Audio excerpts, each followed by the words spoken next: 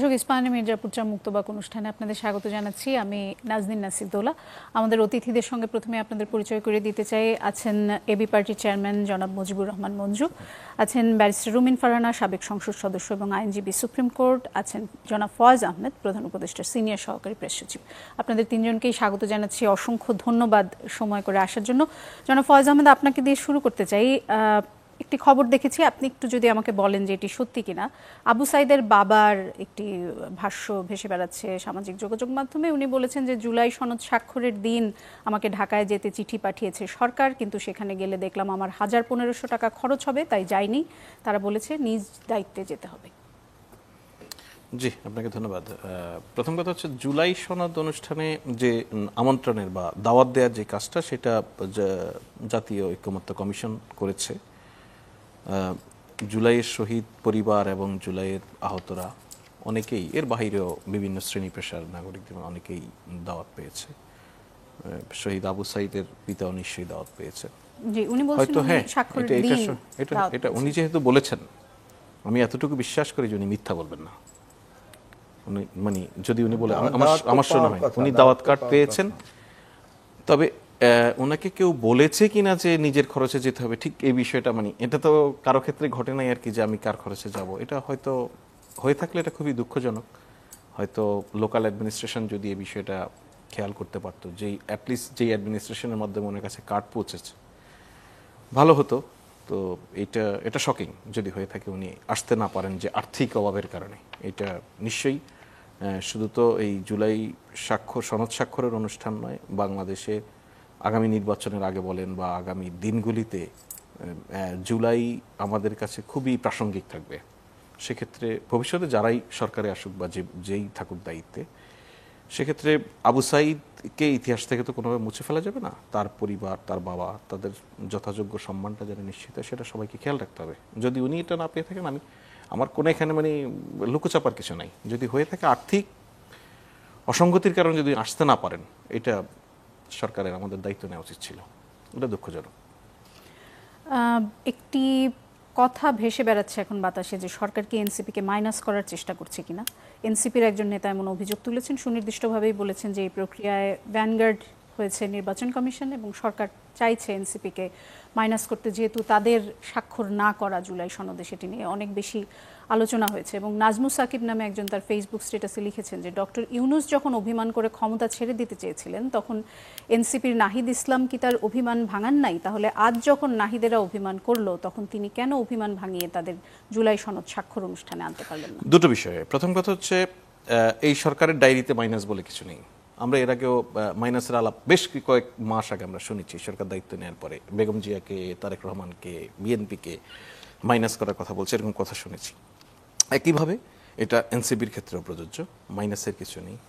আরেকটা হচ্ছে, আপনি যেই ফেসবুকে একজন লিখেছেন যে জনাব নাহিদ ইসলামের মান অভিমান, আমার কাছে এটা মান অভিমানের কোনো বিষয় মনে হয় না।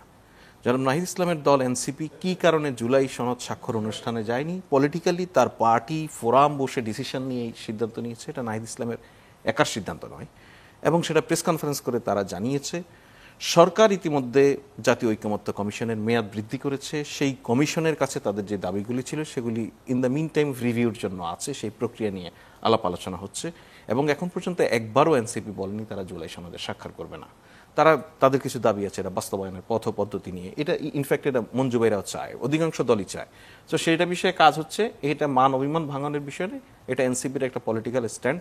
আমরা এনসিপির পলিটিক্যাল স্ট্যান্ডের প্রতি রেসপেক্টফুল, প্রত্যেকটা পলিটিক্যাল পার্টি, শুধু এনসিপি নয়। দেখুন, আপনি জুলাই সনদ অনুষ্ঠানে গণফোরামও কিন্তু উপস্থিত হয়েছিল, কিন্তু তারা সেখানে স্বাক্ষর করেনি। তারা বলছে আমাদের সময় প্রয়োজন, আমরা আরেকটু বুঝতে চাই। তারা গতকালকে স্বাক্ষর করেছে। একইভাবে আরও কয়েকটি দল অবস্থান নিয়েই স্বাক্ষর করেনি। এটা তাদের রাজনৈতিক স্বাধীনতা, আপনি তো কাউকে বাধ্য করতে পারবেন না।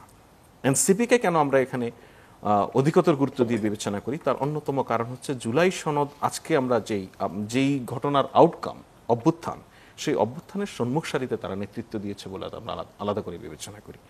সেই আলাদা বিবেচনার বোধটুকু এই জাতীয় ঐক্যমত্য কমিশনে যারা কাজ করছেন তাদের এই বোধটুকু আছে। সেই জায়গা থেকে এনসিপির নেতৃবৃন্দের সঙ্গে সরকারের নিবিড় যোগাযোগ আছে এই বিষয়ে, পার্টিকুলারলি এই জুলাই সনদ স্বাক্ষর এবং তাদের দাবি দেওয়ার বিষয়ে। সেটা চেষ্টা হচ্ছে কিভাবে এটা একটা সলিউশনে পৌঁছানো যায়। এখানে মানবিমানের কোনো বিষয় নেই। জনাব মুজিবুর রহমান মঞ্জু, আপনার কাছে যেতে চাই। গতকাল আমার অনুষ্ঠানে জনাব আলতাফ পারভেজ এসেছিলেন এবং তিনি জুলাই সনদ নিয়ে কিছু গুরুত্বপূর্ণ কথা বলেছেন। তিনি বলেছেন যে জুলাই সনদে জুলাইয়ের কিছু নেই, বাংলাদেশে বৈষম্যের বিরুদ্ধে জুলাই আন্দোলন হয়েছিল, কিন্তু যারা সবচেয়ে বেশি বৈষম্যের শিকার তাদের নিয়ে জুলাই সনদে কিছু নেই। এবং তিনি বলেছেন যে শ্রমিক, কৃষক, একটাবারও তাদের কথা এই জুলাই সনদে উল্লেখ নেই, এই শব্দগুলোই জুলাই সনদে উল্লেখ নেই। উনি বলেছেন যে স্থানীয় সরকার কমিশন হয়েছিল, শ্রম কমিশন হয়েছিল, নারী কমিশন হয়েছিল, সেই সব কমিশনের যে সুপারিশ তা থেকে জুলাই সনদে আসলে কি গৃহীত হয়েছে সে প্রশ্ন করেছেন। আপনি তো পুরো প্রক্রিয়ার সঙ্গে যুক্ত ছিলেন। এখানে যারা কথা বলছেন খুবই জনপ্রিয় পরিচিত মুখ, দর্শকদেরকে শুভেচ্ছা। প্রথম কথা হলো যে জুলাই সনদে আসলে কি আছে। জুলাই সনদে মাত্র 6টা কমিশনের জিনিস এসেছে, সব কমিশনের জিনিস আসে নাই। কারণ এই জুলাই সনদে আলোচনা যেগুলো ধরেন এমন অনেক কমিশনের সুপারিশ যেগুলো এসেছে, যে 6টা কমিশনের আসলো এগুলো বেশি গুরুত্বপূর্ণ কমিশন, বাকিগুলো একটু কম গুরুত্বপূর্ণ কমিশন। না, কিছু কমিশনের সুপারিশ সরাসরি বাস্তবায়ন হয়ে গেছে, যেগুলোর সাথে সংবিধান বা বাংলাদেশের রাজনীতির মূল জায়গাটা, অর্থাৎ নেক্সট পার্লামেন্টে বৈধতা দিতে হবে এমন বিষয়গুলোই বেশি এখানে এসেছে। মানে নেক্সট গভর্নমেন্টের উপরে যেটা একটা বাধ্যবাধকতা তৈরি করে সেই জাতীয় বিষয়গুলোই এখানে ঐকমত্য কমিশনে এসেছে। বাকিগুলো যেগুলোর ব্যাপারে ধরেন দেখা গেল যে কারো কোনো দ্বিমত নাই, হ্যাঁ, খুবই সাধারণ বিষয়, যেটা সংবিধানকে টাচ করবে না, যেটা মেজর আইনকে টাচ করবে না, এই ধরনের অনেকগুলো বিষয় কিন্তু আপনার মনে থাকার কথা। যে এনবিআর এর দেখেছেন না, যে এনবিআর এর একটা সুপারিশ তারা নিজেরাই ইমপ্লিমেন্ট করেছেন, এটা কিন্তু আমাদের এখানে আলোচনা আসার প্রয়োজন হয় নাই। তারপরে আপনি দেখেছেন সচিবালয়ে ওই যে এরা আন্দোলন করলো, যে সচিব মানে সরকারি কর্মকর্তারা তাদের কিছু সুপারিশ বাস্তবায়নের বিষয় নিয়ে তারা সেখানে আপত্তি তুলেছে।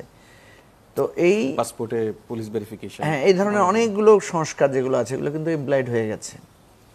প্রসঙ্গ হচ্ছে আমরা তো এই সরকারের কোনো মানে টার্মস মানে রেফারেন্স ঠিক করি নাই, যে সে আসলে কি কাজ করবে, কৃষক শ্রমিকেরটা করবে কিনা, সে বেতন কমিশনেরটা করবে কিনা। এখানেই প্রবলেমটা হচ্ছে যে আমরা কেউ কেউ বলছি এই সরকারকে এত কাজ কে করতে বলেছে। যেমন সরকারের বিরুদ্ধে একটা সমালোচনা, সে বন্দর নিয়ে তার এখন এত মেজর ডিসিশন নেওয়ার কি দরকার ছিল, রোহিঙ্গাদের ইস্যু নিয়ে তার এত ইনভলভ হওয়ার দরকার কি ছিল, এগুলো আপনি সমালোচনা তো নিশ্চয়ই শুনেছেন।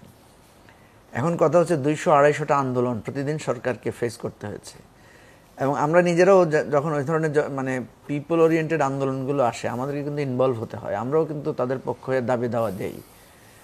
আবার যখন সরকারের সাথে আমরা সেই আলোচনায় বসি তখন আমরা দেখি যে আসলে এই সরকার কি এই দাবি দেওয়ার পূরণ করবে, কারণ এগুলো তো অনেক দিনের নানা জট জমে আছে। যেমন আপনি দেখছেন যে এখন শিক্ষকদের একটা আন্দোলন চলছে, খুবই যৌক্তিক আন্দোলন, কিন্তু সরকার বলছে তার ফান্ডে টাকা নেই। সরকার আমাদের সাথে বসে বলছে যে 5%-এর বেশি দেওয়ার মতো, 5%ও যদি দেয় তাকে প্রায় কত 100 কোটি টাকার এই ধরনের একটা পরিমাণ আসে, এর বেশি সে দিতে পারছে না। তো এই জায়গাগুলোতে ধরেন মানে যেমন একটা আন্দোলনের কথা আমি জানি, তারা আমাদের কাছে আসছিল, আমি তাদেরকে বলছিলাম যে আপনারা এই আন্দোলন এতদিন করেন নাই কেন, খুবই যৌক্তিক আন্দোলন। তারা বলছে আমরা তো করতে পারি নাই, আমাদেরকে নানাভাবে মারধর করা হয়েছে, বাধা দেওয়া হয়েছে। এখন দেখেন এতদিন যারা আন্দোলন করতে পারে না তারা কিন্তু এখন খুব সিরিয়াস, মানে একদম যমুনা ঘেরাও করে দাবি আদায়ের জায়গায় আসছে। এখানে আপনি কিছুই বলার মতো নাই আমাদের, কারণ ওই দাবিগুলোও যৌক্তিক, আবার এই সরকারের কাছে এই দাবি পূরণ করার মতো সামর্থ্য এই সরকারের এখন নাই, কারণ সে কোন কাজকে প্রায়োরিটি দিবে। এই সমস্ত জায়গা থেকে আলতাফ পারভেজ যে কথাটা বলেছেন, ওনার পয়েন্ট অফ ভিউ থেকে আমি এটাকে সমর্থন করি যে এই চাহিদাটা আছে। যেমন ধরেন এই সরকার এত কমিশন করছে, এত সংস্কার করছে, কিন্তু সাধারণ মানুষের দৃশ্যমান কিছু তো নাই। আমরা যখন গ্রামে যাই, এই যে এখন তো ইলেকশন, গ্রামে যাচ্ছি, 10টা লোক যদি আসে বিশ্বাস করেন কেউ জিজ্ঞেস করে না যে সংবিধান সংস্কার হয়েছে কিনা, পুলিশ সংস্কার হয়েছে কিনা, নির্বাচন কমিশন সংস্কার হয়েছে কিনা। সে আসে একটা ছোট সমস্যা নিয়ে, যে তার ছেলেটার চাকরি হচ্ছে না, তার মেয়ের বিয়ের টাকা দিতে পারছে না, তার বোনের চিকিৎসা হচ্ছে না। সেই প্রসঙ্গেই উনি বলেছেন মানে এই আন্দোলন তো হয়েছিল বৈষম্য কমানোর জন্য। এই যে দৌলা দেখেন, আপনি রাস্তা দিয়ে হাঁটছেন, আপনি ট্রাফিকে কোনো চেঞ্জ দেখেন? আমি আজকে একটা খুব নামকরা পত্রিকা অফিসে যাওয়ার সময় আমি দেখলাম, আমি মানে আধা ঘন্টা সময় লেগেছে ওই পার হতে। ওখানে লোকেরা বললো এখানে আগে মানে ছিলেন এই যে হকার থাকে না, বলছে হকার যদি আগে 100 জন থাকেন এখন 150 জন হকার বসেছে। এবং আগে একজন তুলতেন, উনি একজন আওয়ামী লীগ নেতার নাম বলেছেন, যে আগে উনি চাঁদা তুলতেন, এখন আরেকজন তোলেন, উনি আরেকজন নেতার নাম বলেছেন। এই জায়গায় কোনো পরিবর্তন হয় নাই, কোনো কোনো ক্ষেত্রে মানে মানে সংখ্যাটা বেড়েছে। কোন জায়গায় আসলে পরিবর্তন হয়েছে? না, আমি কথা হচ্ছে যে এই জায়গায় সরকার দৃষ্টি দেয় নাই। পরিবর্তন হয়েছে যদি আপনি বলেন কোন জায়গায়, তাইলেও আবার বলতে হবে। যেমন ধরেন ব্যাংকিং সেক্টরে একটা পরিবর্তন হয়েছে। আপনি যদি পরিবর্তন দেখেন, দেখবেন কালচারাল কিছু ইম্প্যাক্ট আছে। যেমন এবারে পূজার সময় খুব শান্তিপূর্ণ পূজা হয়েছে, খুব ধরনের থ্রেট হয় নাই। আপনি যদি ঈদের সময় পরিবহনের ব্যবস্থা দেখেন, পরিবহন ভালো ছিল। আপনি যদি লোডশেডিংয়ের বিষয় দেখেন, লোডশেডিং খুব সেইভাবে হয় নাই। এত বড় গ্রীষ্মকাল গেল, আমরা কিন্তু ওইভাবে সাফার করি নাই। আপনি যদি এবার বর্ষার ম্যানেজমেন্ট দেখেন, কম্পারেটিভলি বেটার ছিল। এগুলো আমি বলতে পারি অনেক কথাই, ঠিক আছে। কিন্তু গত 1 বছরে দারিদ্র্য বেড়েছে, বেকারত্ব বেড়েছে, Definitely. পাসপোর্ট আর মান অবনমন হয়েছে। অনেক দেশ আমাদের এখন ভিসা দিচ্ছে না। অনেক দেশ যাদের যেখানে আমরা ভিসা ছাড়া যেতে পারতাম সেসব দেশে এখন যাওয়ার জন্য পারমিশন নিতে হচ্ছে। সবশেষ শ্রীলঙ্কা তারা বলেছে যে ডেফিনেটলি ধরেন এই যে এয়ারপোর্টে যে অগ্নিকাণ্ডটা ঘটেছে, এরপরে বাংলাদেশের সাথে ট্রেড কমার্সের জায়গাটা কত বড় ক্ষতি হলো না। ধরেন এটা নিয়ে তো বিজনেসম্যানরাও তো খুব অরিড থাকবে। তো আমাদের দেশের আর্থসামাজিক যে অবস্থা, আমরা যে একটা ক্রাইসিসের মধ্যে ছিলাম, আমাদের ব্যাংক বন্ধ হয়ে যাচ্ছিল, ব্যাংকের লেনদেন করা যাচ্ছিল না, আমাদের রিজার্ভ সংকটে পড়ে যাচ্ছিলাম, আমাদের এলসি খোলা যাচ্ছিল না, তারপরে আপনার আমাদের গ্যাস সংকট, জ্বালানির সংকটের মানে আমাদের সংকটের মানে আবর্ততে আমরা ডুবেছিলাম। তারপরে তো আপনার কোনো অ্যাডমিনিস্ট্রেটিভ কোনো প্রাতিষ্ঠানিক অবস্থান তো ছিলই না। তো সরকারকে আমি যদি এক্সপেকটেশনের জায়গা থেকে দেখি, তাহলে এই সরকারের কাছে এক্সপেকটেশনের মানে আমরা সাধারণ মানুষ আসলেই মানে আলতাফ পারভেজের কথার সাথে আমি একমত, সাধারণ মানুষের এখানে খুবই হতাশার জায়গা আছে। কিন্তু আমি যদি দেখি যে কি ভয়াবহ পরিস্থিতির মধ্যে ওনারা টেক ওভার করেছেন, এরকম জায়গায় পৃথিবীর বহু জায়গায় আপনার সিভিল ওয়ার হয়েছে, তাহলে সেই ক্রেডিট আপনি সরকারকে না আমরা ওই জায়গা থেকে যদি দেখি, তাহলে দেখি যে আমরা একটা মানে কম্পারেটিভলি আমরা তো এখনো ওই জায়গায় পৌঁছাই নাই। এখন আমরা একটা সংস্কারের আলোচনা করেছি সব দল মিলে, সেখানে কিছু পজিটিভ আলোচনা হয়েছে। এই জায়গাগুলোতে আপনাকে দুই ভারসাম্যের জায়গা থেকে দেখলে তখন মনে হয় যে মানে আমাকে অনেকে জিজ্ঞেস করে যে সরকারকে কত মার্কস দিবেন, আমি বললাম যে খুব টেনে টুনে পাস মার্কস দিতে পারি এরকম। আজকে আসলে আমাদের অনুষ্ঠানের যে বিষয় সেটি হচ্ছে ঐক্যের বেসুরো সুর, এবং এই কারণে ঐক্যের বেসুরো সুরের কথা আমরা বলেছি যে জুলাই সনদ স্বাক্ষরের পর প্রধান উপদেষ্টা বলেছেন যে জুলাই জাতীয় সনদ স্বাক্ষরের মধ্য দিয়ে আমরা যে ঐক্যের সুর বাজালাম সেই সুর নিয়েই আমরা নির্বাচনের দিকে এগিয়ে যাব। আমার প্রশ্ন হচ্ছে ঐক্যের সুরকে আপনি শুনতে পাচ্ছেন কিনা, যদি ছোট করে বলেন আমি রুমিন ফারহানার কাছে যেতে চাই। হ্যাঁ, সুর তো শুনতে পাচ্ছি, ফেসবুক খুললেই তো দেখি অমুক ভাইকে ভোট দিন, অমুক মার্কায় ভোট দিন। রুমিন ফারহানাকে ঢাকায় খুঁজে পাওয়া যায় না, উনি সারাক্ষণ এলাকায় থাকেন, ভোট খোঁজেন এবং হাজার হাজার মানুষের মধ্যে বক্তৃতা দেন। আপনার সামনেই তো উদাহরণ আছে, ভোটের সুর তো সুরেলা সুরে বাজছে আমরা দেখছি না, কিন্তু ঐক্যের সুর কি শুনতে পাচ্ছেন? না। গণভোট কবে হবে আমরা কি জানি? গণভোট কি নিয়ে হবে সেটা কি আমরা জানি? দেখেন, এইটার জবাব আমি বহুবার দিয়েছি। আমাদের অনৈক্যের সুরটা বাজছে মূলত তিনটা শক্তির মধ্যে, বিএনপি, জামাত এবং এনসিপি। এবং এই তিনটা বলেছি যে এদের তিনটা দলেরই একটা ইগো তৈরি হয়েছে। বিএনপির ইগো তৈরি হয়েছে যেহেতু বিএনপি বড় দল মনে করে, ক্ষমতায় ছিল, দীর্ঘদিন অভিজ্ঞতা, তারপরে দীর্ঘ 15 বছর সংগ্রাম করেছে, এটা হচ্ছে তার ইগো। জামাত তারাও 15 বছর ধরে সংগ্রাম করেছে, তারা খুব সুসংগঠিত দল, তাদের অর্থনৈতিক অবস্থা খুব ভালো, আবার তারাও অনেক স্যাক্রিফাইস করেছে। এখন সামহাও মনে হচ্ছে জামাতের জনপ্রিয়তা খুব ঊর্ধ্বগতি, তাদের এটা আবার একটা ইগো তৈরি করেছে। এনসিপি নেতারা যারা, তারা আমাদের জুলাই অভ্যুত্থানের মহানায়ক এবং সত্যিকার অর্থে তারা এই দেশটাকে একটা আমাদের বিরাট একটা উত্তরণ ঘটিয়েছে আমাদের অন্ধকার থেকে। তো তাদের হাত দিয়ে তো এই সরকার গঠিত হয়েছে, তাই না? এই তিন জায়গার ইগো আমাদেরকে খুব মানে আমরা মিলতে গিয়ে, ঐক্যের জায়গায় মিলতে গিয়েও মিলতে পারছি না। এখন যে জায়গায় বেসুরটা দেখতে পাচ্ছেন খুবই মাইনর ইস্যু নিয়ে। আমি আসবো আপনার কাছে, ব্যারিস্টার রুমিন ফারহানা আপনার কাছে যেতে চাই। গতকাল মাসুদ কামাল এসেছিলেন এবং মাসুদ কামাল বলেছেন যে উনি খুব কনফিডেন্সের সাথে বলেছেন যে রাজনৈতিক যে সরকার আসবে তারা জুলাই সনদ উল্টেও দেখবে না, তারা বলবে আমাদের 31 দফা আছে, তারা বলবে আমরা জনগণের ম্যান্ডেট নিয়ে এসেছি। আপনার কি মনে হয়? 31 দফার কথা যেহেতু বলেছে, খুব সম্ভবত বিএনপির কথাই বলেছে। উনি যদি বিএনপির কথা বলে থাকেন, আমি ওনার শোটা দেখতে পারি নাই, সো আমি ধরে নিচ্ছি আপনার প্রশ্ন অনুযায়ী যদি উনি বিএনপির কথা বলে থাকে, তাহলে আমার বিনীত সাবমিশন হবে যে যদি তাই হতো তাহলে আসলে বিএনপি শুরু থেকে সব বিষয়ে হ্যাঁ বলতো, নোট অফ ডিসেন্ট দেওয়ার কোনো দরকারই ছিল না। এই যে নোট অফ ডিসেন্ট দেওয়া, এবং কিছু কিছু ক্ষেত্রে সেটা বহু অনুরোধ, উপরোধ, এমনকি আন্দোলনের হুমকি, এমনকি কর্মসূচি ঘোষণার পরেও সেই জায়গা থেকে সরে না আসা, এটাই প্রমাণ করে যে বিএনপি এইবার মিন করছে যে তারা যেই যেই জায়গায় প্রতিশ্রুতি দিচ্ছে তারা সেই সেই জায়গায় কাজ করবে। আর ৩১ দফা এবং সাংবিধানিক যে পরিবর্তনগুলোর প্রস্তাব এই ঐক্যমতে এসছে, সেখানে কিন্তু আপনি খুব বড় কোনো ডিফারেন্স আমার নজরে পড়ে না। মানে খুব র্যাডিক্যাল কোনো চেঞ্জ কি কোথাও আছে? বিএনপির ৩১ দফা উচ্চকক্ষ নিম্নকক্ষের কথা বলেছে।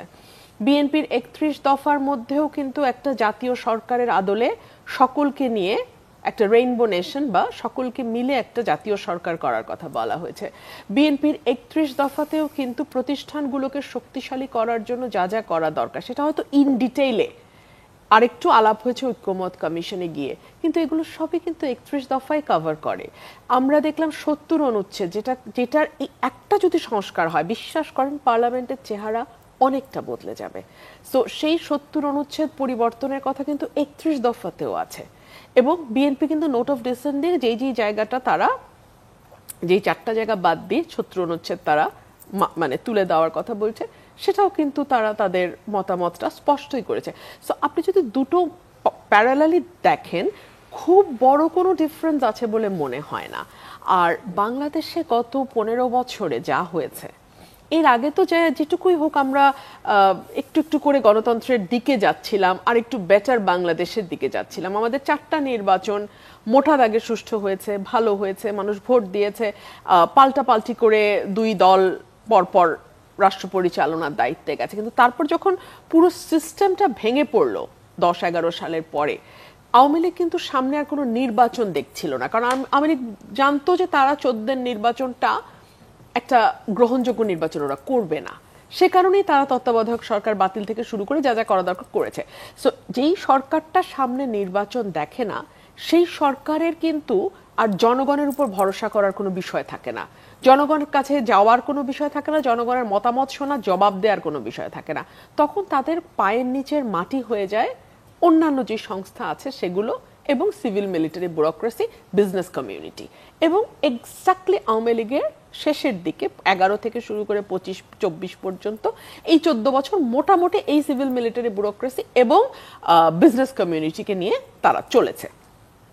এই জায়গা থেকে আপনার আবার একটা গণতান্ত্রিক যাত্রা শুরু করা, আমরা যদি মনে করি যে এটা আমরা সনদে লিখলাম, সই করলাম, কিভাবে বাস্তবায়ন হবে ধরে নিলাম, সেটা নিয়েও আমাদের ঐক্যমত হয়ে গেছে, বাস্তবায়ন প্রক্রিয়াও আমরা করে ফেলেছি এবং সেই দিকে আমরা এগিয়েও যাচ্ছি, তাহলেও কিন্তু একটা ইমারত তৈরি করতে হলে যেমন ইটের গাঁথুনি দিতে হয়, একটা একটা করে সিমেন্ট বালু মেশাতে হয়, সেই জায়গার প্রাথমিক স্তরে আমরা পা দেব। মানে আমরা যদি আশা করি যে আমরা খুব একটা চমৎকার বাংলাদেশের মধ্যে, মানে একদম একটা খুব মানে জ্যোৎস্নার আলোতে আমরা দরজা খুলে প্রবেশ করব, বিষয়টি দোলা সেরকম হবে না। এই প্রতিষ্ঠানগুলো যেটুকুই হয়েছিল 2006 পর্যন্ত, সেটাকে দুমড়ে মুচড়ে ভেঙে ফেলা, সেটাকে আর পুনর্গঠন তো দূরেই থাক, প্রতিটা জায়গায় নগ্নভাবে দলীয়করণ করা, সকল কিছুকে পলিটিসাইজ করা, সেটা কি যেটা ধীরে ধীরে 14 বছর 15 বছর ধরে হয়েছে, সেটাকে আপনি 15 দিনে 15 মাসে ঠিক করতে পারবেন? এটা হয়? এটা তো হবে না। আমরা বরং আশা করেছিলাম যে এটি যেহেতু একটি নির্দলীয় সরকার, এর হাত দিয়ে মানুষ জনঘনিষ্ঠ যেই পরিবর্তনগুলো, সেগুলোর যাত্রা শুরু হবে।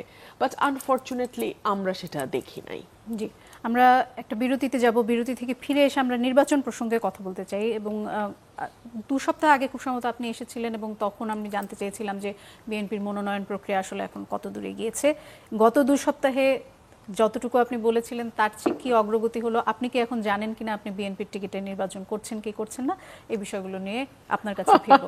দর্শক, এটা বিরতিতে যাচ্ছি, ফিরছি কিছুক্ষণ পর। বিরতির আগে কথা হচ্ছিল ব্যারিস্টার রুমিন ফারহানার সাথে, এবং শেষ যেবার আপনি আমার অনুষ্ঠানে এসেছিলেন আপনাকে জিজ্ঞেস করেছিলাম বিএনপির মনোনয়ন প্রক্রিয়া নিয়ে কত দূরে গিয়েছে। তখন পর্যন্ত খুব একটা বেশি কি বলবো অগ্রগতি ছিল না। এক এক আসনে তখনও প্রায় 5-6 জন, কোনো আসনে আরও বেশি লোকজন আশা করছেন যে তারা মনোনয়ন পাবেন। এমনকি আপনিও এখনও বিএনপির টিকিট নিয়ে নির্বাচন করছেন কি করছেন না সে বিষয়টিও আমরা জানি না, এবং বলা হচ্ছে আপনার আসনে নাকি অনেকে একজোট হয়ে আপনাকে ঠেকানোর চেষ্টা করছে। গত 2 সপ্তাহে আসলে পরিস্থিতি কতটা পরিবর্তন হয়েছে? গত 2 সপ্তাহে আমি অনেকগুলো প্রোগ্রাম করেছি, এটা একটা উন্নয়ন। আজকে আমার বাবার মৃত্যুবার্ষিকী ছিল 20শে অক্টোবর। আমার 19টা ইউনিয়নের মধ্যে 17টা ইউনিয়নে আলাদা আলাদাভাবে দোয়া মাহফিল হয়েছে, আর বাকি 2টো ইউনিয়নে আগামীকালকে দোয়া মাহফিল হবে। সো আমার নেতা কর্মীদের কাছে আমি একদম অন এয়ার বলছি, আমি কিচ্ছু বলি নাই তাদেরকে। দে অর্গানাইজড ইট, তারা নিজেরা অর্গানাইজ করেছে, তারা খরচ করেছে, তারা দাওয়াত দিয়েছে, তারা মিলাদের আয়োজন করেছে। আমার কোনো ভাষা নাই তাদের কাছে কৃতজ্ঞতা জানানোর। আমার নেতা কর্মীরা গত 10 বছর আমার সাথে যেভাবে ছিল, I wholeheartedly I am grateful to them. আর দেখুন, আমাদের নমিনেশনের ব্যাপারে তো খুব পরিষ্কার করে বিএনপি বলে দিয়েছে। এক হচ্ছে জরিপে আপনার ফলাফল কি, দলের জরিপ আছে, দলের বাইরের জরিপ আছে।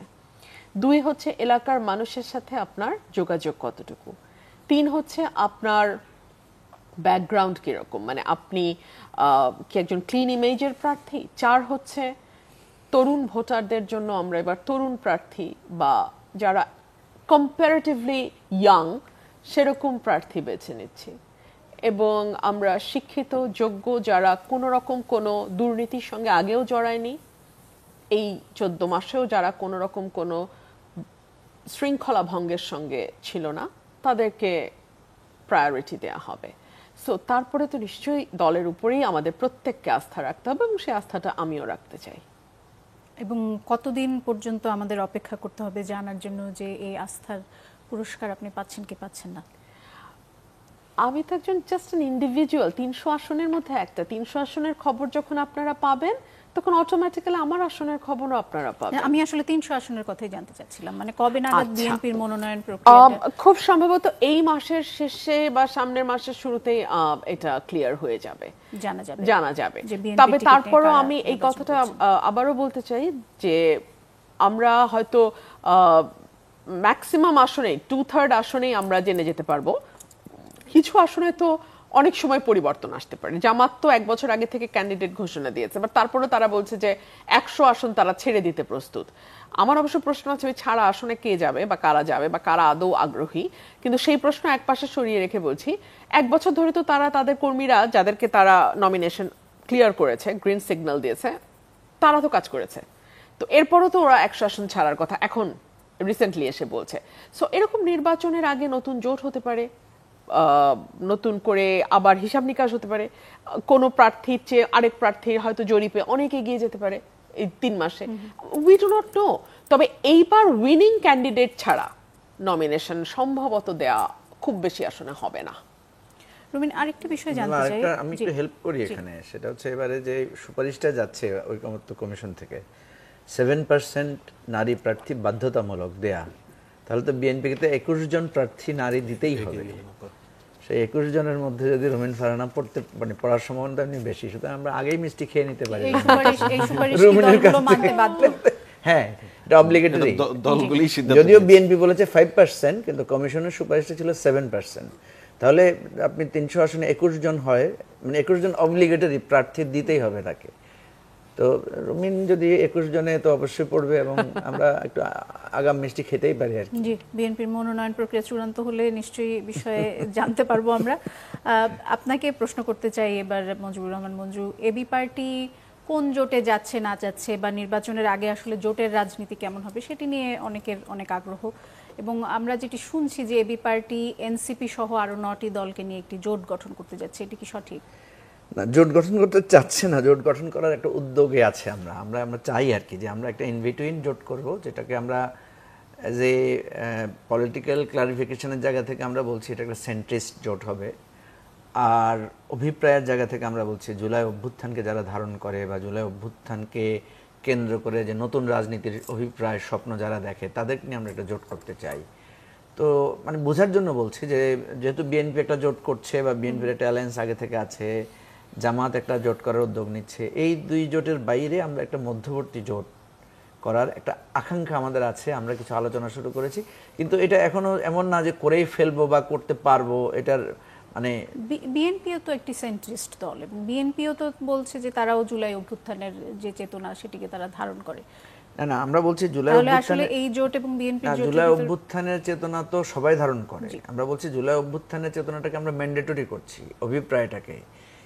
এইটাতে আমি তো বলছি বিএনপি এবং জামাত যেহেতু আলাদা করে ওনারা আলাদা করে নিয়েছেন, এর বাইরের যেগুলো আছে সেগুলোকে, এর বাইরের মানে বিএনপি এবং জামায়াতের বাইরে যে জোটগুলো যেই দলগুলো আছে সেগুলোকে নিয়ে আপনারা স্পেশালি আমরা বলছি যে যারা নতুন দল হয়েছে, ধরেন আপনার সেই নাগরিক ঐক্য থেকে শুরু করে এই সময়টার মধ্যে যারা নতুন অভিপ্রায় নিয়ে দল করেছে, দেখবেন এই দলগুলোর প্রত্যেকের মধ্যে কিন্তু একটা অভিপ্রায়গত মিল আছে। প্রত্যেকেই মুক্তিযুদ্ধের অঙ্গীকারকে সামনে রেখেছে, প্রত্যেকে একটা নতুন বন্দোবস্তের রাজনীতির কথা বলেছে। এই জায়গাটা থেকে আর কি আমাদের অনেক ফেলিউর আছে, কোনো সন্দেহ নাই, কিন্তু আমরা মনে করছি যে জামাত এবং বিএনপিকে আমরা যেটা দেখলাম গত এই 1-1.5 বছরে, অলমোস্ট আমরা দেখছি তাদের মধ্যে মানে পুরাতন রাজনীতির চর্চাটাই বেশি, পুরাতনমুখী রাজনীতিটাই তারা করছেন, ট্র্যাডিশনাল পলিটিক্সই তারা করছেন। তো আমরা এই ভিন্নতা নিয়েই আমরা একটা রাজনৈতিক জোট করার আগ্রহী। আমাদের পটেনশিয়াল জায়গাটাকে আমরা দেখছি যে যতগুলো জরিপ হয়েছে সেখানে আমরা দেখছি প্রায় মোরলেস 50% মানুষ বলছে যে তারা এখনো ডিসাইড করে নাই কাকে ভোট দিবে। এবং প্রত্যেক বছরই আপনি দেখবেন এ ধরনের নিরপেক্ষ নির্বাচন যখন হয়েছে তখন ফ্লোটিং ভোটটাই কিন্তু ডিসাইডিং ফ্যাক্টর হয়। তো আমরা চেষ্টা করে দেখব একটা তৃতীয় ধারার জোট করা যায় কিনা। সেটা এখনো কল্পনার মতোই আছে আর কি, এখনো বাস্তবতা।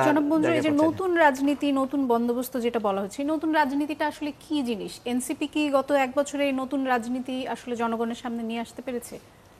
না, এনসিপি নতুন রাজনীতির কথা বলছে, নতুন রাজনীতির চর্চাটা শুরু করার চেষ্টা করছে, কিন্তু এনসিপির কিছু ক্রিটিসিজম আমরা দেখেছি। যেমন ধরেন এনসিপির নেতারা যখন এলাকায় গিয়েছে, মোটরসাইকেল বহর, গাড়ির বহর নিয়ে গিয়েছে, সেটা নিয়ে কিন্তু সমালোচনাও হয়েছে। সমালোচনার পরে আবার তাদেরকে আমরা দেখেছি যে তারা কিছুটা সংশোধন করে নিয়েছে। যেমন আমরা দেখি এনসিপির অনেক নেতারা আছেন, তারা কিন্তু পরে ওই গাড়ির বহরের ওই স্টাইলে তারা আর যান নাই। তো ফলে আমরা যেটা বলতে চাচ্ছিলাম যে নতুন রাজনীতিটা হবে সলিউশন বেসড পলিটিক্স। মানে যেমন ধরেন আমাদের দেশে আমরা দীর্ঘ সময় ধরে দেখেছি যে জাতির পিতা কে হবে, স্বাধীনতার ঘোষক কে হবে, কে মুক্তিযুদ্ধপন্থী, কে রাজাকারপন্থী, কে ভারতপন্থী, কে পাকিস্তানপন্থী, এগুলো নিয়ে আমরা লড়াই করেছি। কিন্তু আমাদের যেটা মূল জায়গা, যে আমাদের ঘরে ঘরে বিদ্যুৎ দরকার, আমাদের রাস্তাগুলো টেকসই হওয়া দরকার, আমাদের বন্যার জন্য একটা মানে টেকসই মানে সলিউশন বের করা দরকার, এই জাতীয় সলিউশন বেসড পলিটিক্সকে প্রপোজ করে নাই।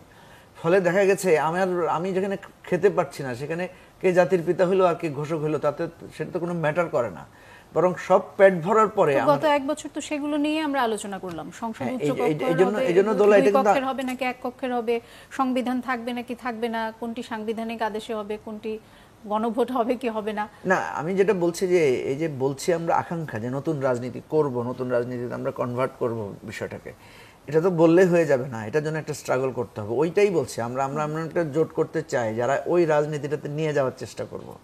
এবং এইটাই আমাদের একটা বিরাট, এই গণ অভ্যুত্থানের পরে ওইটাকে আমরা টার্গেট করতে চাই, বারবার মনে করাতে চাই যে এই পিছনে ফিরে রাজনীতি যদি করতাম তাহলে এটা কেন করলাম, কেন এতগুলো মানুষ জীবন দিল জাস্ট ভোটের। জনাব মঞ্জু, আমি খুব ছোট করে আপনার একটি মতামত জানতে চাই। সেটি হচ্ছে যে অনেকেই মনে করছেন যে বাংলাদেশের মানুষের একটা বড় আকাঙ্ক্ষা এখন দুর্নীতিমুক্ত বাংলাদেশ দেখা, বা বাংলাদেশে যেন দুর্নীতি কমে আসে, এবং তারা মনে করছেন যে ধর্মভিত্তিক দল, ইসলামী দল যেগুলো সেগুলো যদি ক্ষমতায় যায় তাহলে কোনো না কোনোভাবে দুর্নীতিটা কমে আসবে, এবং যে কারণে বাংলাদেশে দক্ষিণ পন্থা বা ইসলাম পন্থার প্রতি এক ধরনের কি বলবো মানুষের এক ধরনের ভালোবাসা তৈরি হয়েছে বলে ধারণা করা হচ্ছে। এবং ধারণা করা হচ্ছে যে জামায়াত এবং অন্যান্য যেসব ইসলামী দলগুলো আছে তাদের ভোট খুব সম্ভবত বেড়েছে, এবং যে 2 বিশ্ববিদ্যালয়ের আপনি যেই হল সংসদ নির্বাচনগুলো হলো সেগুলোর দিকেও তাকান, সবগুলোতে শিবিরের প্যানেল সংখ্যাগরিষ্ঠভাবে তারা সামনে চলে এসেছে।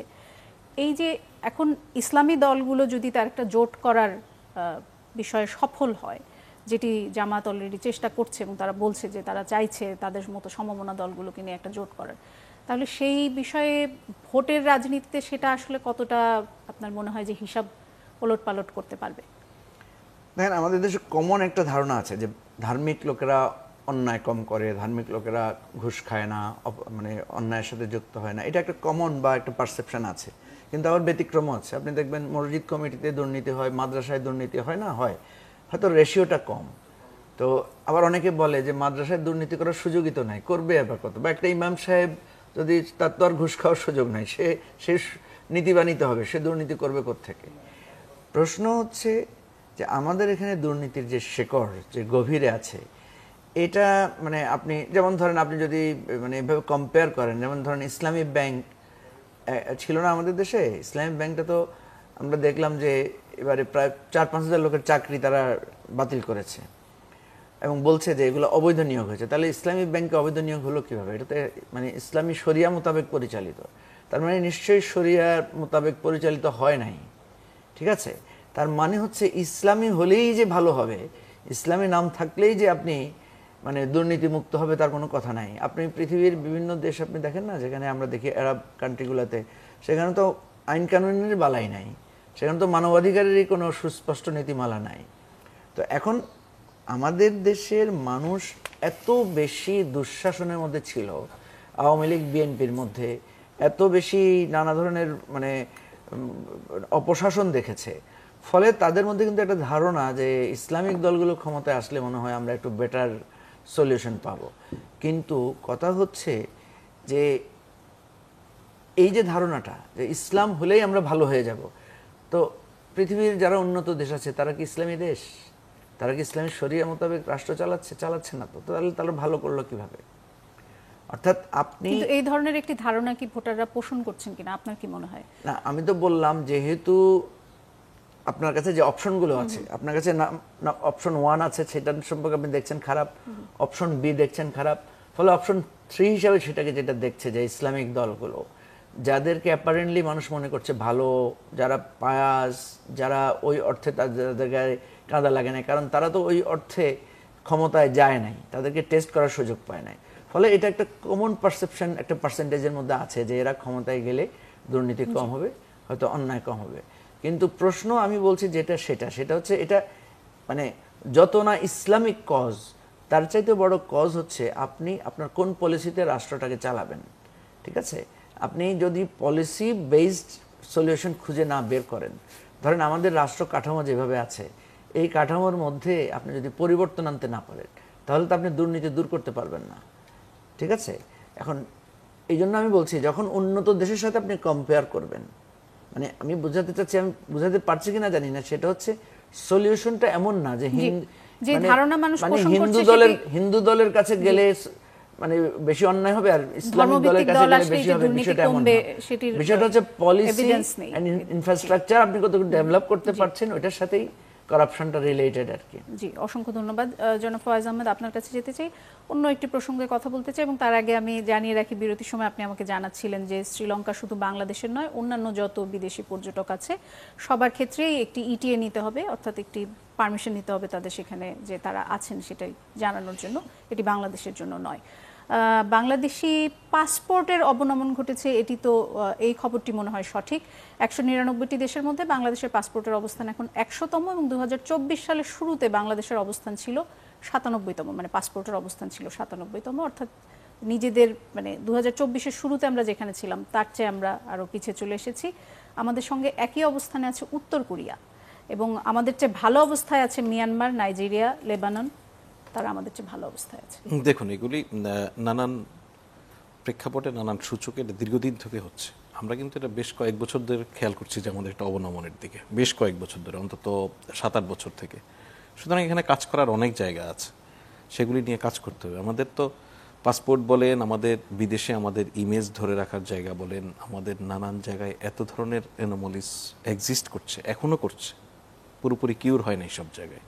আমাদের এয়ারপোর্টে সার্ভিসের জায়গা বলেন, অর্থাৎ যেই জায়গাগুলির সঙ্গে আপনার এই ইমপ্রেশনটা তৈরি হতে পারে, সেই জায়গায় আমরা যে অনেক ডেভেলপ করে ফেলেছি ওভারনাইট, তা তো হয় নাই। সুতরাং এই যে অবনমনের যেই ধারা 7-8 ধাপ করে অবনমন হয়েছে, আপনি যদি গত কয়েক বছরের স্ট্যাটিস্টিক্স দেখেন, সেই জায়গা থেকে হয়তো কিছুটা একটু কমে এসেছে অবনমনের মাত্রা। এটা পুরোপুরি কমাতে হবে, জাতি হিসেবে আমাদের সবুজ পাসপোর্টটাকে যেন আরও মর্যাদার জায়গায় নিয়ে যাওয়া যায়, সেই জন্য কাজ করতে হবে, এর কোনো বিকল্প নেই। সো এই যে কিছু সংস্কারের জন্য উদ্যোগ গ্রহণ করা, এটা সত্য। যেমন আমরা বিরতির আগের আলোচনায় আলাপ করছিলাম অনেকগুলি বিষয় নিয়ে, সংস্কার ট্রু, যে আপনি ধরেন আপনি গ্রামে গিয়ে, মানে আমরা যদিও এরকম নাগরিক পরিসরে শহরে বসে আলাপ করার সময় গ্রামের মানুষ কেমনভাবে আলাপ করি, মানুষ কিছুই মনে হয় বুঝে না, তাও ঠিক নয়। গ্রামের মানুষ আপনাদের টেলিভিশনের এই টকশোগুলিও দেখে, অনেক সময় তারা আমাদেরকে মূর্খ বলে গালিও দেয়, তাদেরকে আমরা ভুলভাল জিনিস বলি, তারা অনেক কিছু বোঝে। কিন্তু মোট কথা হচ্ছে যে আমাদের একদম মার্জিনাল পিপলের কাছে ঠিক আপনি উচ্চকক্ষ করলেন না নিম্নকক্ষ করলেন এটা কিছু যায় আসে না, এটা সত্য। অনেক কিছুতে ওনাদের অনেক কিছু যায় আসে না, কিন্তু এই যে ওনারা পলিটিশিয়ান, ওনারা প্রতিনিয়ত ওনাদের জন্যই কাজ করে, ওই যে কিছু যায় আসে না অ্যাপারেন্টলি মনে হয়, সেই মানুষটার ভাগ্যের বদলের জন্য অনেক পলিসিগত পরিবর্তন আনতে হয়। আপনি গিয়ে এটা সলিউশন মুখে কারো আপনি স্পুন ফিডিং করতে পারবেন না। তো সুতরাং এই যে পলিসির জায়গায় আমি বিশ্বাস করি, এটা আমার একদম সরকারি পজিশন হিসেবে ধরে নিয়েন না, নাগরিক হিসেবে আমি মনে করি যে অভ্যুত্থানের পরে যে সরকারটা আসলো, অভ্যুত্থানে একটা সংস্কার একটা বড় ধরনের অভিপ্রায় ছিল, দেয়ালে লিখন তো আমরা এখনো ভুলে যাইনি একেবারে। সুতরাং এটা আমাদের হাতে একটা সুযোগ। অনেক ক্রিটিসিজম আছে, করবেন, অসুবিধা নেই, মানে এই ক্রিটিসিজম করতে পারাটাও একটা সংস্কারের পার্ট। তো সেই জায়গা থেকে যদি বলি যে যেই জায়গাগুলিতে কাজ হচ্ছে, অনেকগুলি জায়গায়, যেমন ধরুন আপনি শ্রম বিষয়ক কমিশন দুর্দান্ত কাজ করেছে, স্বাস্থ্য বিষয়ক কমিশন, সেগুলি বাস্তবায়নের কাজও চলছে, কিন্তু নানান জায়গায় অনেক কিছু খুবই অ্যাডমিনিস্ট্রেটিভ, আমার আপনার চোখে খুব মানে অ্যাপারেন্টলি মনে হবে না এর ফলে অনেক কিছু ঘটে গেছে, মানে আইন মন্ত্রণালয় প্রচুর কাজ করেছে। আমি আপনাকে অনুরোধ করবো, এটা শুধুমাত্র চ্যানেল 24 কাজটা করতে পারে, এই প্রত্যেকটা কমিশন যেগুলি হয়েছে, কোন কমিশনের কাজের ভিত্তিতে, রিকমেন্ডেশনের ভিত্তিতে কি কি ধরনের সংস্কার অন্তত কাগজে কলমে অন্তত সম্পন্ন হয়েছে, সেটা একটু ফলো আপ করা যেতে পারে, জাতির জন্য উপকার হবে যদি করে। আমার জানা মতে অনেকগুলি জায়গায় অনেকগুলি কাজ হচ্ছে যেগুলি আমরা লং রান এর আউটকামটা পাবো। যারা এই বিষয়ে কাজ করতে চায় তারা নিশ্চয়ই কাজ করতে পারেন। আরেকটি প্রসঙ্গে যেতে চাই, সেটি হচ্ছে যে প্রধান উপদেষ্টার বিদেশ সফর নিয়ে তো অনেক কথা হচ্ছে, এবং প্রধান উপদেষ্টার কথা বলা হচ্ছে যে তিনি প্রায় 14 বার বা 15 বার বিদেশ সফরে গেছেন, সবশেষ রোমে গেলেন তিনি। কিন্তু অনেক দেশ তো এখন আমাদের ভিসা দিচ্ছে না, তাহলে সাধারণ মানুষ আসলে কি করবে যারা বিভিন্ন জায়গায় কাজের জন্য যেতেন আগে? অনেকে বলছেন যে তারা সেখানে আগের মতো সহজ করে এখন ভিসা পাচ্ছেন না, অনেক দেশই লিমিট করছে বাংলাদেশের ভিসা। না, অনেক দেশ বাংলাদেশের ভিসা লিমিট করছে। দেখেন, কাজের জন্য ভিসা পাওয়া আর আপনি ঘুরতে যাওয়ার জন্য ভিসা পাওয়া দুই জিনিস। কাজের জন্য ভিসা পাওয়া মানে আপনি কোনো একটা দেশে তার রিকোয়ারমেন্ট লাগবে, তার লোক লাগবে কিনা। ধরুন আপনার মালয়েশিয়া আমাদের জন্য একটা বড় জায়গা, এখন মালয়েশিয়ার সিদ্ধান্ত নিতে হবে তার ইন্টারনাল পলিসিতে কি হচ্ছে। আমি মালয়েশিয়া যেতে চাই, এ দিয়ে মালয়েশিয়ার কিছু যায় আসে না, মালয়েশিয়ার আমাকে প্রয়োজন কিনা সেটা দিয়ে যায় আসে। যেমন জাপানে আমাদের 1 লক্ষ লোক নিতে চায় তারা, সেজন্য কিছু বেসিক স্কিলের বিষয় আছে, ল্যাঙ্গুয়েজের বিষয় আছে, সে জায়গায় আমরা উদ্বুদ্ধ করছি। আমরা আমাদের প্রবাসী কল্যাণ মন্ত্রণালয় এবং যারা ট্রেনিং দেয় তাদেরকে এঙ্গেজ করা হচ্ছে এই জায়গাগুলিতে, যেন আমাদের দক্ষ জনবল তৈরি করা যায়। এটা একটা। আরেকটা হচ্ছে এই যে ভিসা না পাওয়ার যেই অভিযোগগুলি নানান পরিসরে আসছে, এর অধিকাংশ ক্ষেত্রে বিভিন্ন ব্যবসায়িক কাজে যেতে চান বা ভিজিট করতে যেতে চান। দেখেন, অভ্যুত্থানের পরে বাংলাদেশ থেকে বিপুল সংখ্যক মানুষ এখানে সরাসরি হত্যাযজ্ঞের সঙ্গে জড়িত ছিল, তারা পালিয়ে গেছে। একটা দেশ তো ভিসা ছাড়াই সবাইকে নিয়েছে না, তো সব দেশ আসলে ওইভাবে প্রস্তুত না ভিসা ছাড়া সবাইকে নিয়ে নেবে। এই জন্য আমাদের ভিসা দেওয়ার ক্ষেত্রে কিছু কিছু ক্ষেত্রে হয়তো একটু যাচাই বাছাইয়ের প্রক্রিয়াটা বেড়েছে, কিন্তু ম্যান পাওয়ারের যে কথাটা বলছেন আপনি, সেটার জন্য ভাই ডিমান্ড লাগবে।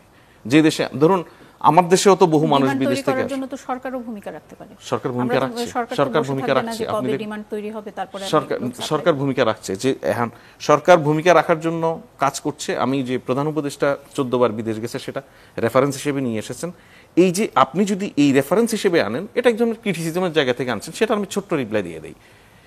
প্রফেসর মোহাম্মদ ইউনূস বাংলাদেশ সরকারের যতদিন ধরে দায়িত্ব পালন করছেন, সে একই সময়ে সম্ভবত নরেন্দ্র মোদী ভারতের প্রধানমন্ত্রী 34 বার বিদেশ সফর করেছেন।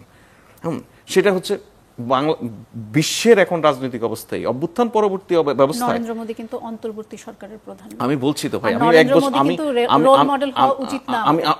আপনি কেয়ার স্টিমারের ক্ষেত্রেও যান, তাও অনেক বেশি। বিশ্বে এখন আন্তর্জাতিক সম্পর্কগুলি, বিশেষ করে অভ্যুত্থান পরবর্তী সময় যখন আমার গ্লোবাল সাপোর্ট খুব ইম্পর্টেন্ট, সে সময় গ্লোবাল কমিউনিটিতে আমার অ্যাক্সেস এবং আমার এঙ্গেজমেন্ট এটা খুব গুরুত্বপূর্ণ। এটা সো এইটা আপনি ক্রিটিসাইজ করেন, এটাকে নিয়ে আরো ধরেন নাগরিকের টাকা নষ্ট করছে, নানান কিছু বলেন, আমার অসুবিধা নেই। কিন্তু আমি বলছি যে যখন আপনি ম্যান পাওয়ার ক্রিয়েশনের জন্য বলছেন, সেই জায়গায় আপনি অন্তত প্রবাসী কল্যাণ মন্ত্রী, সেই জায়গায় উনি উপদেষ্টা, উনি কতবার গিয়েছেন সেটা নিয়ে বললে আমার কাছে আরো রিলেটিভ মনে হবে সেই জনাব জায়গায়। ফয়েজ আহমেদ, এই প্রসঙ্গ যখন তুললেন তাহলে একটু সর্বশেষ আপনাদের যে সফর যেটি নিয়ে অনেক বেশি সমালোচনা হয়েছে, যদি একটু আমাকে সুনির্দিষ্ট করে বলেন যে এই সফরে আসলে না গেলেও বা কি হতো। কারণ এই সফরে আমরা দেখেছি যে প্রধান উপদেষ্টা কাদের সঙ্গে বৈঠক করেছেন। প্রথমে কথা হচ্ছিল যে ইটালির প্রধানমন্ত্রীর সঙ্গে তিনি বৈঠক করবেন। না, এটা কোনো কথা ছিল না তো। না, এরকম একটি কথা ফেসবুকে এসেছিল, সেজন্য উনি যাচ্ছেন। এবং তারপরে যেটি প্রেস সচিব বললেন যে না, এরকম কোনো কিছু হচ্ছে না, এবং আমরা দেখলাম যে তিনি মেয়রের সাথে বৈঠক করলেন। মূলত তিনি একটি কনফারেন্স অ্যাটেন্ড করার জন্য গিয়েছিলেন। এটি যদি তিনি নাও যেতেন, আসলে আমাদের কি বা এই সফর থেকে আমরা কি পেলাম, যদি একটু সুনির্দিষ্ট করে বলেন। দেখেন, এই ফাওয়ের যে কনফারেন্সটা, সেটা আমাদের জন্য, আমাদের নিজেদের ফুড সেফটির কথা বলেন এবং আমাদের রোহিঙ্গা ইস্যুটা বলেন, সে সমস্ত পার্সপেক্টিভ থেকে খুব ইম্পর্টেন্ট। খুব শর্ট ডেজ, আপনার সম্ভবত 2 দিনের বা 3 দিনের একটা ভিজিট ছিল। সেখানে যাওয়ার সুনির্দিষ্ট রিজন এটাই। এর পারিপার্শ্বিক যে সমস্ত বাইলেটারালস আছে, ধরুন মেয়রের বিষয়ে বলছে, মেয়র প্রফেসর ইউনূসের পার্সোনাল ফ্রেন্ড, ওনার অফিসে গেছেন, উনি সোফায় বসেছেন, সেটা নিয়ে ওটা কিন্তু কোনো অফিসিয়াল ভিজিট ছিল না। মানে যেটা হয় যে কাটিসি কল থাকলে এক ধরনের ডেকোরাম, সেরকম ওনার পার্সোনাল। এরকম ওই মেয়র অফিসের আরো অনেক দেশের প্রধানমন্ত্রীর সঙ্গে এই ধরনের ভিজিট আছে। সেখানে ধরুন আমি একটা এক্সাম্পল দিই, রোমে প্রচুর পরিমাণ বাংলাদেশি থাকে, এটা আপনি জানেন। রোমে বাংলাদেশিদের মধ্যে অধিকাংশই মুসলমান, কবরের কোনো ব্যবস্থা নেই। প্রফেসর ইউনূসের রিকোয়েস্টে রোমের মেয়র প্রতিশ্রুতি দিয়েছেন যে এখানে বাংলাদেশিদের কবর দেওয়ার জন্য তো একটা ব্যবস্থা উনি ওখানে করবেন। এটা তো একটা বড় ধরনের ওনার পার্সোনাল ক্যাপাসিটি আছে বলে, ওনার পার্সোনাল বন্ধুত্বের জায়গাটা উনি কাজে লাগিয়ে অনেক কাজ করছেন। সুতরাং আপনি যদি আবার ধরেন এই যে সমস্ত মানুষদের সঙ্গে এঙ্গেজমেন্ট, আপনি একই সঙ্গে চাইবেন যে আমার এমপ্লয়মেন্টের জায়গা তৈরি হবে কিনা, আবার একই সঙ্গে আশা করবেন যে এখানে বসেই আমি সব এমপ্লয়মেন্ট তৈরি করবো, এটা সম্ভব না। সুতরাং এগুলির আউটকাম আছে। আমি বলছি যে আমরা এই জায়গাগুলিতে ক্রিটিসাইজ করার জায়গাটা এমন জায়গায় নিয়ে গেছি যেটা ক্রিটিসাইজ করাই মনে হয় একটা আর্টের জায়গা।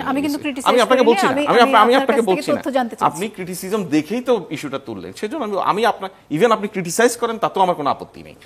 কথা হচ্ছে যে আমরা নেশন হিসেবে প্রথম কথা হচ্ছে যে আমরা ওই জায়গায় আটকে আছি এখনো রাজনৈতিক সংকীর্ণ দৃষ্টিভঙ্গির জায়গা থেকে। আওয়ামী লীগ কোনো জিনিস নিয়ে এক ধরনের বয়ান তৈরি করছে, আমরা অনেক মানুষ সেই বয়ানে কিভাবে যেন আটকে যাচ্ছি, সেই বয়ান নিয়ে আমরা কথাবার্তা বলছি। আওয়ামী লীগ ধরুন মিথ্যাচারের জায়গা ফেসবুকে আসলো, সেটা আমাদের কেন আলোচনার ইস্যু হবে, হওয়া উচিত নয় হয়তো না। আপনার 30 সেকেন্ড আমি নিব না। আমি বলছি যে ক্রিটিসাইজের জায়গাগুলি ঠিক আছে। নাগরিক হিসেবে আমি ব্যক্তিগতভাবে পছন্দ করি প্রশ্ন করতে, আমি প্রশ্ন করার প্রফেশন থেকেই এখানে।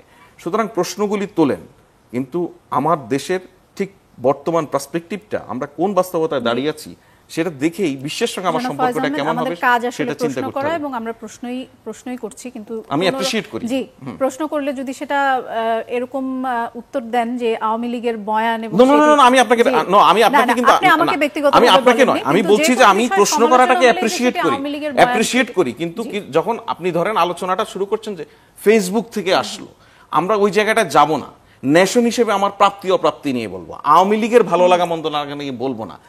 এই জন্য আমি আপনাকে বলছিলাম, ধরুন আপনি আমার লেবার এমপ্লয়মেন্ট বা আমার বিদেশে দক্ষ জনশক্তি, সেটা ভেরি মাচ রিলেটেড উইথ প্রবাসী কল্যাণ মন্ত্রণালয় বা জনশক্তি মন্ত্রণালয়। সেই জায়গায় আপনি 14 বারের রেফারেন্স নিয়ে আসছেন যে সফর, বিদেশ সফর বেশি হোক কম হোক সমস্যা নাই, সেটা যদি আউটপুট ওরিয়েন্টেড হয় তাহলে তো সমস্যার কথা। এবং যদি 20 জনগণের কাছে 20 জানছেন তো আপনারা সেটা জবাব দেন যে আমরা এই আউটপুট পেয়েছি। ব্যারিস্টার রুমিন ফারহান, আমি আপনার কাছে যেতে চাই। আপনি নিশ্চয়ই জানেন যে বিএনপি চেয়ারপারসনের কার্যালয়ে একটি ঘটনা ঘটেছে, সাংবাদিককে মারধরের ঘটনা ঘটেছে। চেয়ারপারসনের কার্যালয়ের একাধিক স্টাফ এই ঘটনায় যুক্ত ছিল, এরকম একটি অভিযোগ উঠেছে। এ বিষয়ে আসলে আপনাদের বক্তব্য কি? আমাদের বিএনপির মহাসচিব মির্জা ফখরুল ইসলাম আলমগীর উনি দুঃখ প্রকাশ করেছেন, এবং আমি বিশ্বাস করি দলগতভাবে এটা আমাদের সবারই স্ট্যান্ড। এটা অত্যন্ত দুঃখজনক ঘটনা।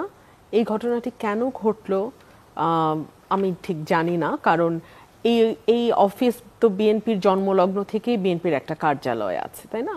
এবং সেই কার্যালয়ে অবারিত দরজা, সেখানে সকল শ্রেণী পেশার মানুষও যেমন যেতে পারেন এবং গণমাধ্যম কর্মী তো বটেই। আমরা যখন শেখ হাসিনার সময় ছিল তখনও রেগুলার ব্রিফিং হতো, সেগুলো গণমাধ্যম কর্মীদের দ্বারাই দেশের মানুষ জানতে পারতেন। সুতরাং আমি মনে করি যে রাজনীতি এবং গণমাধ্যম হ্যান্ড ইন হ্যান্ড চলে, পরস্পরের হাত ধরে রেখে চলে। তারপরেও এই ঘটনাটি ঘটেছে, এটা ভীষণ দুঃখজনক, লজ্জাজনক, এবং আমরা সকলেই দুঃখ প্রকাশ করছি। একটি ছোট ভিডিও ইউটিউবে ঘুরে বেড়াচ্ছে, যেটি অনেক মানুষজন দেখেছে, সেটির দিকে আপনার একটু দৃষ্টি আকর্ষণ করতে চাই। বিএনপি নেতা মোস্তাফিজুর রহমান বাবুল তিনি ছাত্র দলের কিছু প্রতিনিধিদের সঙ্গে কথা বলছিলেন, যেখানে ছাত্রদের তিনি ডাকসুর ফুল ফর্ম জিজ্ঞেস করেছেন, কিন্তু ছাত্ররা বলতে পারেনি। এরপর তিনি বলেন যে হায়রে ছাত্র, হায়রে ছাত্রদল, আমরা ছাত্র সমাজের নেতৃত্ব দেব, নেতৃত্ব দেওয়ার মিনিমাম যোগ্যতা আমাদের নেই, যোগ্যতা নাই বলেই ডাকসুতে ওরা জিতে। আমি একটু আপনার মন্তব্য জানতে চাই। উনি ওনার ব্যক্তিগত মত দিয়েছেন। এখন আমি আমার দলের প্রতিটা নেতা, প্রতিটা কর্মী, প্রত্যেকের ব্যক্তিগত মতামত নিয়ে তো আমি মতামত দিতে পারবো না, এটা ওনার মতামত। আপনার কি মনে হয় যে ডাকসুতে এই হারা জিতার বিষয়ে কি ছাত্র দলের জানা না জানার কোনো ভূমিকা আছে বলে আপনার মনে হয়? আমি মনে ছাত্রদল করি কোনোভাবে পিছিয়ে ছিল বলে কি তারা হেরেছে? ছাত্রদল আওয়ামী লীগের সঙ্গে মিশে থেকে 15 বছর ক্যাম্পাস দখল রাখতে পারে নাই। এটাকে যদি পিছিয়ে থাকা বলেন, আমি গর্বের সঙ্গে বলবো হ্যাঁ, আমরা পিছিয়ে ছিলাম। ওরা গিরগিটির মতো রং পরিবর্তন করে যখন যেই দল ক্ষমতায় তাদের সঙ্গে মিশে থেকে অস্তিত্ব রক্ষা করে নাই। আপনি যদি এটাকে পিছিয়ে থাকা বলেন, আমি গর্বের সাথে বলবো হ্যাঁ। দেখুন, আমাদের এই যে 4টি নির্বাচন হয়েছে, এই 4টি নির্বাচনের জন্য আজকে থেকে কিন্তু তারা প্রস্তুতি নেয় নাই। জামাতের প্রস্তুতি অনেক পুরনো, সেইখানে বিএনপির প্রস্তুতি ডেফিনেটলি অত দীর্ঘ সময়ের ছিল না। ক্যাম্পাসগুলোতে যখন বিএনপি 5ই আগস্ট, আমি একটা লাইন শেষ করি, অনেকে তো অনেক কথা বললেন।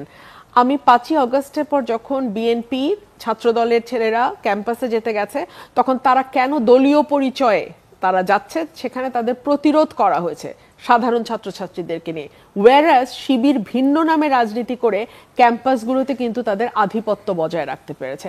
সো এই জায়গাগুলোতে সেটা সুবিধা তারা পেয়েছে ডেফিনেটলি।